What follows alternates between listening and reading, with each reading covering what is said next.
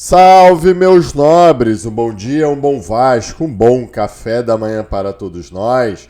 O Clube de Regatas Vasco da Gama viaja a Porto Alegre para enfrentar o Grêmio Futebol Porto Alegrense e, para surpresa de 0 pessoas, perde o jogo de virada com as falhas individuais bizarras, com um time velho, embora termos um treinador novo. Você quer saber aquelas considerações de vascaíno torcedor para vascaíno torcedor?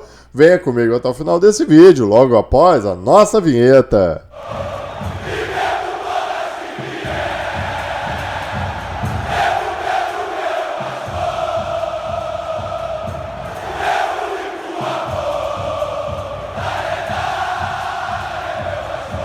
Bom dia, meus nobres, sejam muito bem-vindos ao Marca Vasco para acompanhar o seu café da manhã aí com as notícias do Vascão e mais uma derrota do Clube de Regatas Vasco da Gama, o gigante da colina, viaja ao sul para perder do Grêmio por 2-1 de virada, embora aquele começo tenha até surpreendido para muitos, depois o Vasco se torna o Vasco que nós conhecemos. É a sina do vascaíno, parece que a gente vê os mesmos jogos e sempre num jogo novo. Se você já reparou, quem viu a escalação já estava imaginando o que ia acontecer. Vamos aos nossos pedidos tradicionais, larga o dedo no like, se inscreva neste canal, aperte o sininho e hoje já faço convite para vocês às 3h30 da tarde, às 15h30, o Gazeta das Caravelas, a nossa live tradicional de segunda-feira de tarde, hoje com a visita ilustre de Pai Carlos, do canal Vasco Acima de Tudo, um dos mais antigos e famosos youtubers vascaínos, estará presente para comentar do Vasco sobre uma nova polêmica de alguma declaração de briga de youtuber com youtuber. Será que é política ou não? Vamos conferir tudo hoje na nossa live vespertina às 15h30. Mas bora falar desse jogo aqui. O Vasco da Gama viaja até o sul novamente, falando perdemos de virada ali nos 20 minutos iniciais do jogo. Quem viu a escalação foi o mesmo time de antes, não teve nenhuma novidade, embora ali a formação dentro de campo, o Vasco explorando muito mais as laterais, praticamente abandonando qualquer jogada de meio, mas o Vasco perde ali durante uns 15 minutos de uma pressão grande do Grêmio, jogando em casa, estádio lotado, umas falhas bizarras. Mas antes, vamos analisar aí a tabela. O Vasco termina essa 29ª rodada, já estamos caminhando aí para a reta final do campeonato, na 4ª colocação ainda, isso por causa da gordura conseguida por Zé Ricardo, com 45 pontos. Logo seguido agora pelo Londrina, que vem com um aproveitamento muito bom nesse retorno. O Vasco no retorno só teve 10 pontos durante o jogo. 10 é uma vergonha. Isso é uma vergonha. Isso foi a 7ª derrota seguida fora de casa numa Série B. É vergonhoso. Esse time na Série A ia ser goleado por todos, inclusive Juventude e Avaí e Atlético Goianiense que estão lá na rabeira da Série A. Porque é uma vergonha esse time, na verdade é uma vergonha a forma que foi montado este elenco. Eu trouxe aqui para vocês uma curiosidade, que o Vasco hoje está na 4ª colocação do G4 e a gente ainda está aguardando isso, explorando isso. Se fosse ano passado, o Vasco estaria em 7º, empatado ali com o Guarani por causa do número de vitórias. Aí eu não sei qual é o outro critério por número de desempate. Talvez se for saldo de gol, o Vasco estaria até atrás do Guarani. E olha que curiosidade, que se aproxima muito com o do ano passado. Ano passado o Vasco chegou à 29ª rodada e a gente sempre naquela expectativa de subir com 43 pontos. Hoje estamos apenas 2 pontinhos daquele time fatídico do ano passado. Ou seja, esse time também é tão horroroso quanto, a montagem desse elenco é tão horrorosa quanto, a atuação, na verdade, da diretoria é ela que é determinante. Porque você tem fatores diferentes do ano passado. O ano passado era um gestor novo, o Alexandre Pássaro, eram treinadores novos, eram os jogadores outros, e esse ano você tem um novo gestor do futebol, você tem jogadores outros, e você tem treinadores outros, e acaba sendo o mesmo resultado. Ou seja, qual é o fator que coaduna as duas áreas? Ou a diretoria. Então a gente tem que bater muito nessa diretoria, que ela é amadora.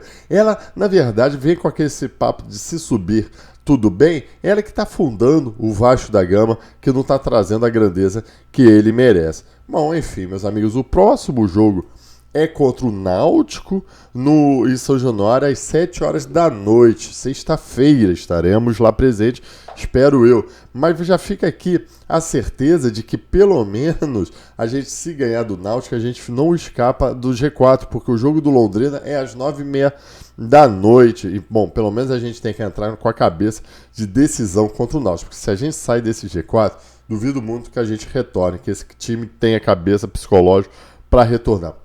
Porque não dá para aceitar mais essas falhas grotescas que a gente está falando.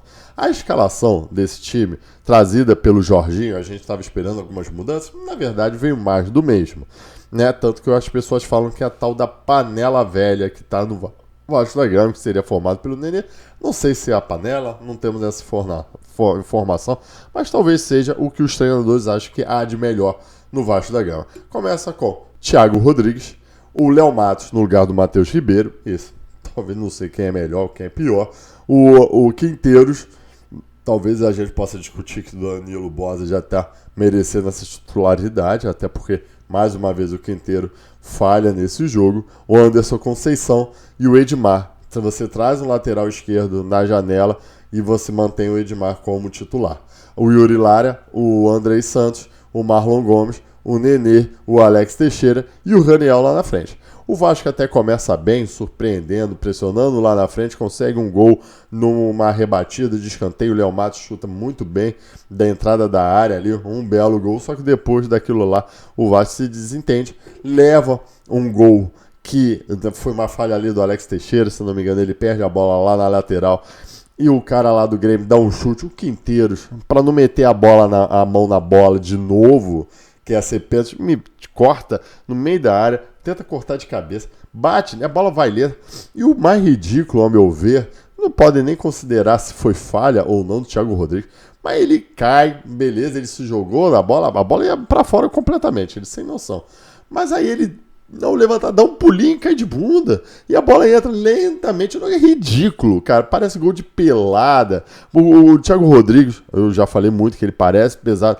Não teve força de se levantar para ir atrás da bola, porque olhando assim, dá a impressão que dava para pegar na bola. É um gol ridículo que o Vasco leva mais uma vez.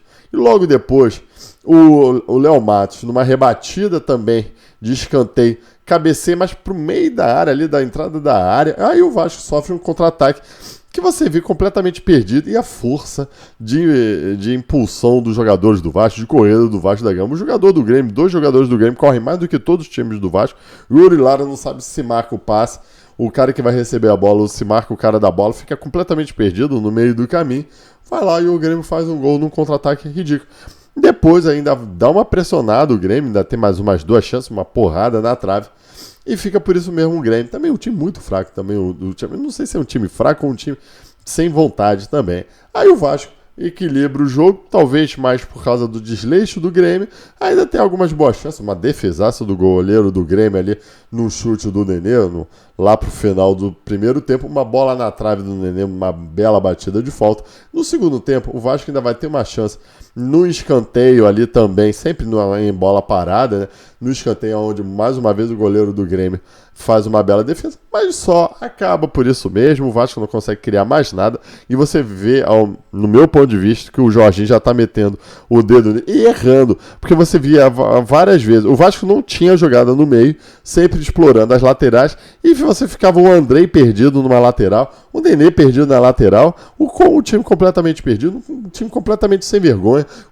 Na verdade, hoje estamos vivendo um clube completamente sem vergonha, e eu só quero ver se na sexta-feira a torcida vai ficar fazendo pagode, vai acender lanterninha do celular no final do jogo, vai ficar falando Vascão, vai subir. Eu só quero ver qual é a festa da torcida, porque acho que está na hora da gente pressionar, e isso eu já estou falando há muito tempo, porque está tudo muito passivo do Vasco da Gama. Se o Vasco não subir esse ano, parece que está todo mundo... A diretoria já aceitou. Os americanos já falaram que é uma boa, até porque aí eles fazem uma reestruturação do Vasco. De novo, o Jorge Salgado já falou que era uma boa ficar na segunda divisão para fazer uma reestruturação. É mais um ano que a gente vai ficar ficar na segunda divisão para fazer uma reestruturação, e essa reestruturação não acontece. E eu não consigo imaginar se não é mais fácil, vamos dizer, uma reestruturação numa Série A com maior projeção, com mais dinheiro, do que uma Série B. É vergonhoso isso que está acontecendo no Vasco. Realmente o Vasco se apequenou. Da torcida à diretoria. Não é e passando pelos jogadores e tudo mais. Vamos aguardar o próximo jogo, então, contra o Náutico, porque é vitória. Se o Vasco perde contra o Náutico, você abandona, porque nem a torcida vai aguentar mais. Mas o Vasco é capaz de ganhar, porque o Náutico está lá na rabeira dessa Série B, e uma Série B muito fraca.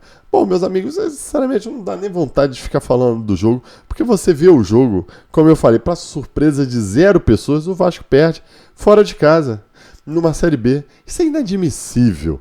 Você vascaíno, você não torce para um clube para ficar perdendo fora de casa uma Série B. E eu acho que a gente está na hora de dar um passo e cobrar. Não estou falando aqui de violência, mas estou falando de cobrar diretoria. E diretoria, como eu falei aqui. Não é possível que ninguém enxergue que essa diretoria é amadora. Que, na verdade, agora, nem adianta mais cobrar da diretoria, né? O futebol dos americanos. O Vasco nem sabe mais de quem cobrar. É de quem cobra. É o Paulo Brax, mas ele vai falar que não montou um time. A culpa não é dele. A culpa não é mais de ninguém. A culpa é minha, YouTube, que fica falando aqui pra vocês aí sobre o Vasco da Gama. Eu acho que cheguei a essa conclusão. Tchau e saudações vascaínas.